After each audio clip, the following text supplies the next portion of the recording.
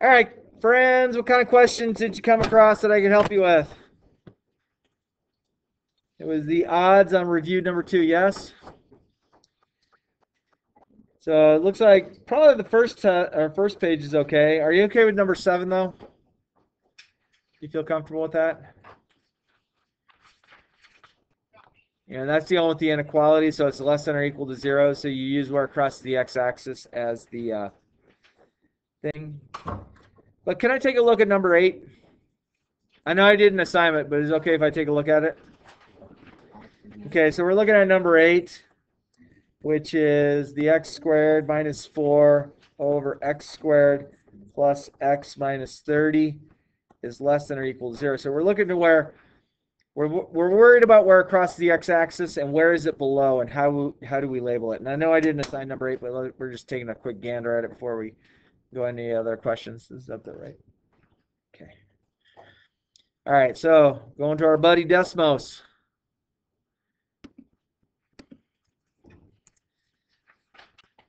All right, so what I want to do is I want to make sure I graph it. I know it doesn't say y equals, but we're going to graph it. And we need, if you understand, less than or equal to 0, so we're talking about below the x-axis. So we have, I'm going to put this in parentheses because if I don't, it might get goofy. So I have x squared minus 4, close parentheses, divided by, and I'll put this whole thing in parentheses as well.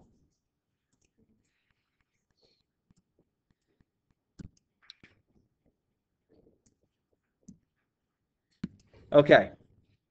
So it's a little goofier looking graph. And if you played around with it, zooming out on it and stuff, you're seeing everything that the graph's going to do. Okay?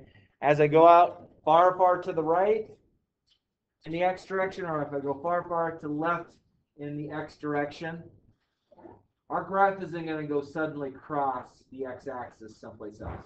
Okay? You could zoom out all day long and never see it cross. Okay? So things that I'm worried about for this branch here, is this, if what I said is true, will this part of the branch ever be below the x-axis? No. What about with this branch? Will this branch ever go below the x-axis from what I've told you?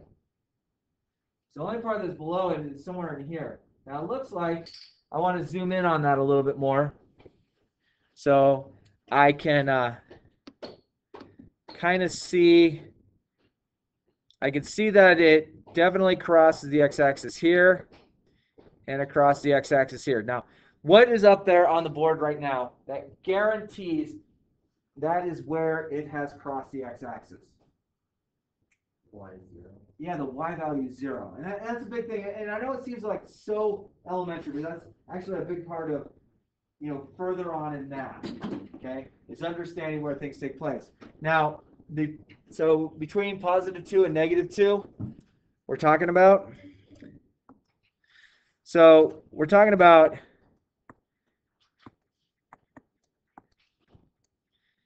the graph is doing something that does this. So it crosses here and crosses here. So we want less than or equal to 0. So this region over here, and this region over here are both below 0. Okay? So let's go back and look at our graph a little bit because we're going to use what it's doing in the x direction to define for us where it's below, because it's not coming from negative infinity because there was more of a graph. You had the graph over here and your graph over here, right? So we have to think about, okay, where would those graphs be taking place? Okay, so let's zoom out a little bit. It looks like this line 6. So if I were to type in x equals 6, nope, x equals -6, sorry.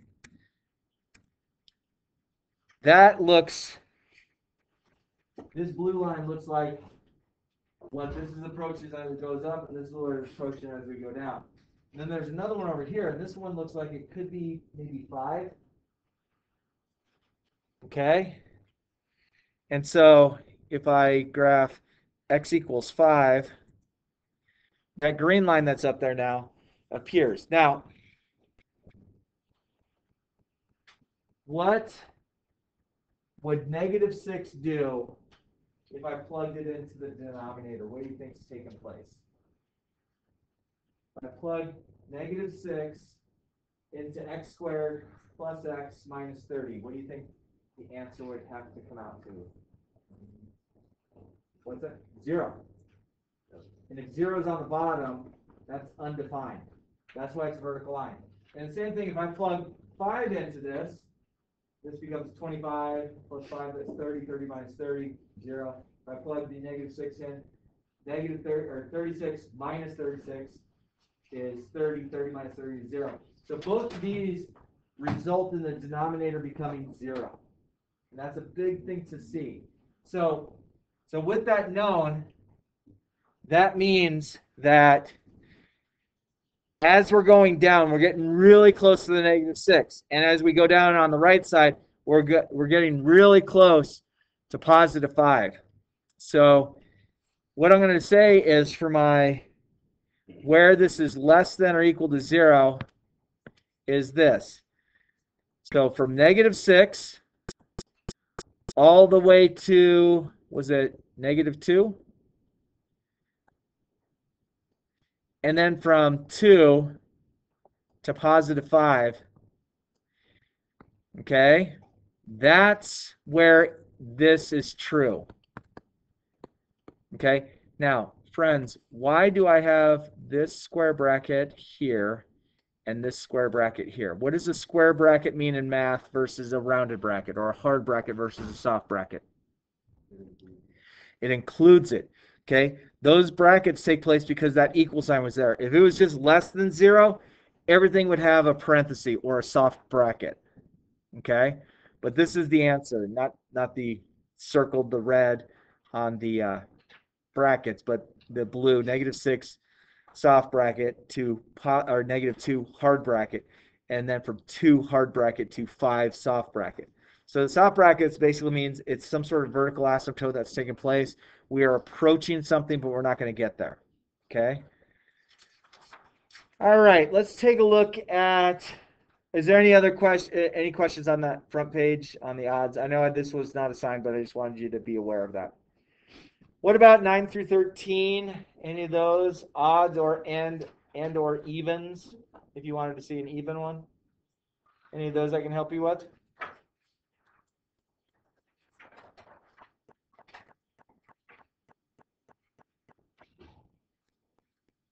You feel okay? Life's happy? Okay. Let's see. Today's Thursday. So what we're going to do is I'm going to do a little bit on review 3. What I assign you tonight will actually be due on Tuesday because we don't have school on Monday. And what do I teach about tomorrow? What's tomorrow? Yeah, some sort of real life application. Doesn't have to necessarily attribute to this. So I'm going to teach you about why the rent to own companies are not a good idea.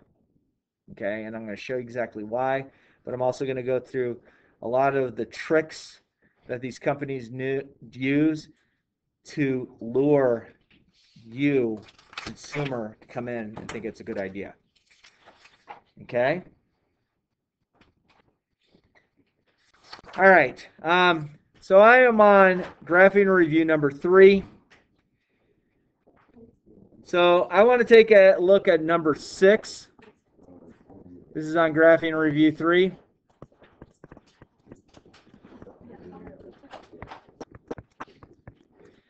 And we're taking a look at number 6.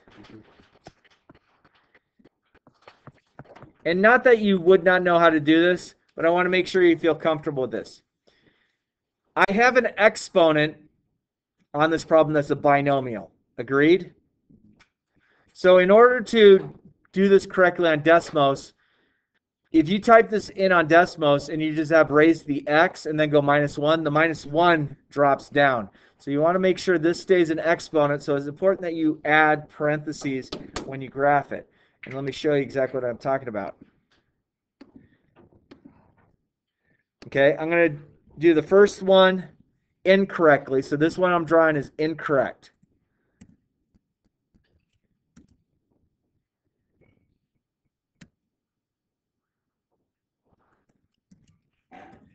This one's wrong. Why is it wrong? Yeah. X minus 1 power. Yeah. Oh, excuse me. That should have been 2. I'm sorry. That should have been 2. There we go. Yeah. It didn't keep the entire exponent. Okay, so that purple is incorrect. The correct way to do this would be y equals 2 caret parentheses x minus 1 parentheses, and then if I go plus 3, it'll bring it straight on down. Okay, so if you take a look at the purple versus the black, the purple is incorrect. Oh, that should be a 2. Golly, can't take me anywhere. So that one's the correct version. The purple one wasn't. Hi there. Hi. You got a postcard? All right. Oh, I have him next period. Perfect. Oh, okay. Thanks.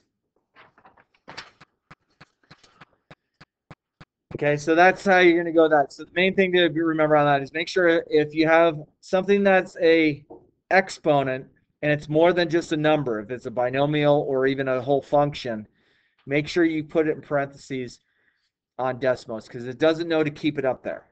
Okay, the TI graphing calculators might keep it up there. Depends upon which operating system you're using. Meaning, if you're using a TI-83, it might drop it down without the parentheses, but the TI-84 might keep it up without having parentheses. So it's just, and by putting parentheses in, you're not changing the dynamics of the problem at all.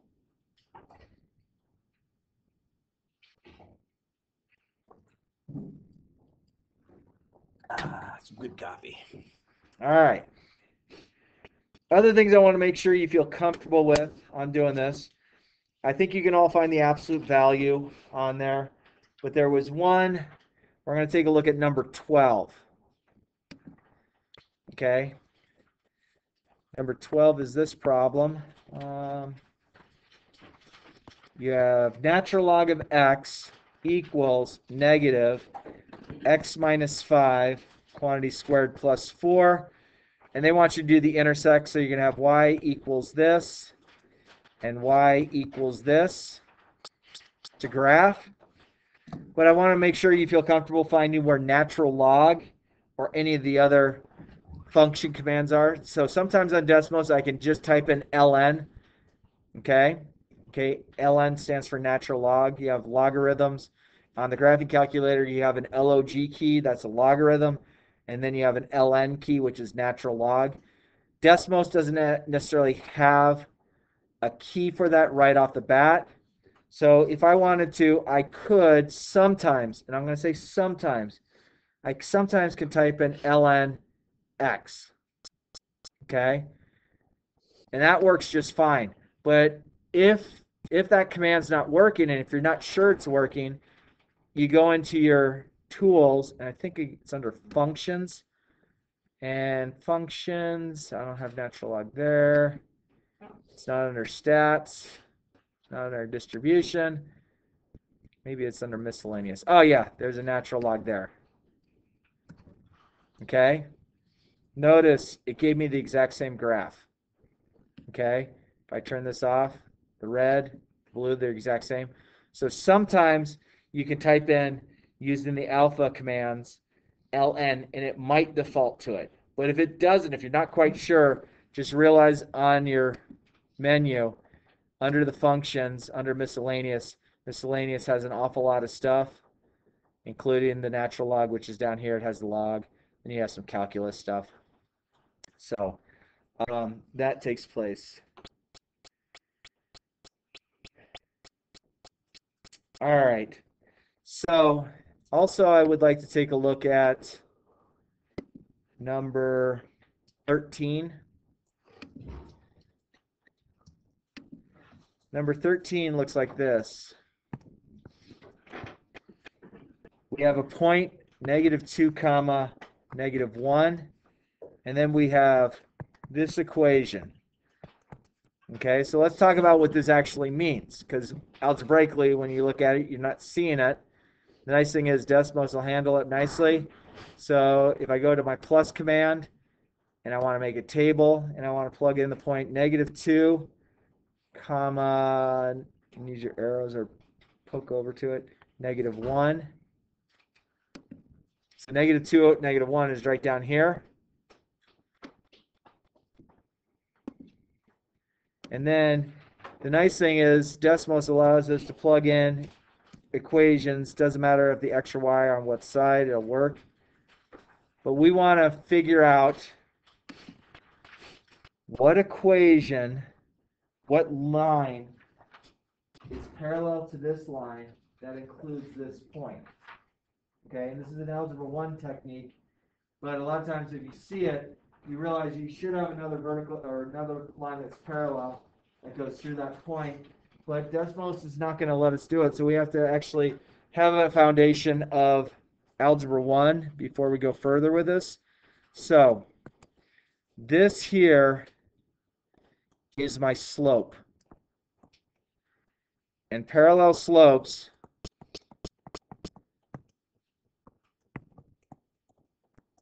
are equal. Okay? So if we know that, I know I'm going to use my slope of -3. I'm then going to call this the line or the point x1 and y1. And then I use the point slope form. Again, this is Algebra 1, which is this equation. And don't worry, if you can't remember some of these equations, just ask me. Because if we have this as our equation, what we'll do is we're going to plug these values in. Remember, when you plug values in from a point, they become opposite signed. So if it was negative, if it goes in as positive, if it was positive, it goes in as negative. So I'm going to get y plus 1, because of this, equals -3x plus 2. Okay?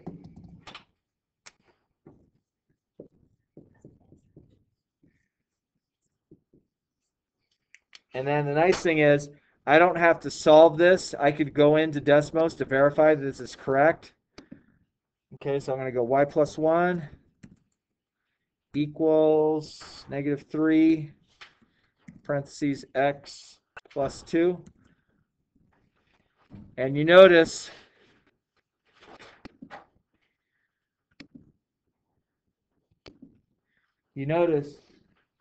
that this green line and this blue line are parallel to each other. This green line also contains that original point. So visually, it means a lot more when you're taking a look at it, okay? And this will help you. I think, who in here has taken college algebra, but you got the college credit for it? You? 2, 3, 4, 5, 6, 7, 8. Okay. The nice thing is, if you choose to go to college, the majority of the Bachelor of Arts or Bachelor of Sciences require college algebra as a minimum. If you've already taken and gotten credit for it, great. If you need to take it in college, it's fine. I'm not trying to scare you away from it, but honestly, something that might be good is if you choose to go to college, there are certain courses that do exist at some schools, not all schools, that try to weed you out. Okay? So do me a favor. If you're in a college algebra class, reach out to me if you need help. Okay? We could do, a Zoom meeting or a FaceTime meeting or whatever. I'm happy to help you. Don't let it get behind you, or don't get so bogged down in the class that you can't do it. Contact me. We could do a meeting, in the evening, easy enough. I mean, we have all the technology, but you have my information. Okay? If you don't have my number, I'll get it to you. But make sure you have my number before you leave, so you can reach out to me if you're in a college algebra course in college next year and you're like, oh my gosh, this is way tougher than I thought. Okay? Happy to help you. Once you're my student, you're always my student. Okay? And the scary thing is that I now have students when I first started teaching that are 46 years old. Gosh, it dates me. Oh my gosh. So kind of crazy, but you know, it is life, so it's kind of fun. But that's what I have. So why don't we have you all do this? I have done some of the problems, which is great, but let's have you start working on the graphing review 3. This will be due on Tuesday because we don't have school Monday. And would you do them all? All problems. And I'll give you the rest of the period. Start working on this. Happy to wander around, help you. Let me know what I can do. And again, friends, if you ever miss a day, please, please, please take it upon yourself and watch the video that I post. Okay? It is a YouTube video, so you can, speed the video up, which doesn't make me sound like I'm, talking. I might be talking fast. You can slow those videos up and slow them down. But please take a look at it so you stay ahead of stuff.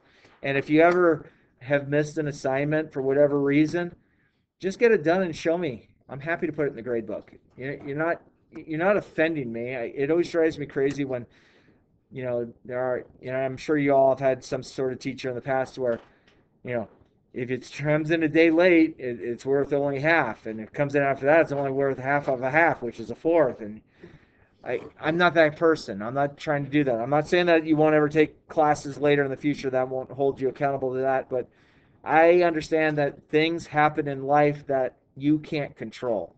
Okay? So just, happy to do it. I mean, even if we're right before graduation and you're sitting at the 78% and you realize you have 3 homework assignments from like this week that you missed, well, get them done. Show them to me. I'll put them in full points. Okay? No questions asked.